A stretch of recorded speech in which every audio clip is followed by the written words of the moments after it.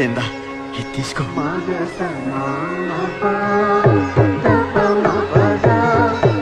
ఇదిగో ఆ స్వామిని గురించి నీకు రహస్యం చెబుతున్నాను, విను. మద్భక్తాః యత్ర గాయంతి తత్ర తిష్టామి నారద. సాక్షాత్తు ఆ శ్రీ మహావిష్ణువు నారదునితో అన్న మాటలిది. నారద, నేను వైకుంఠంలో ఉండను, యోగుల హృదయాల్లోనూ ఉండను.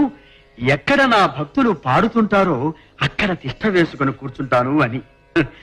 ఆ ప్రభువుకి గానం అంటే అంత ప్రాణం.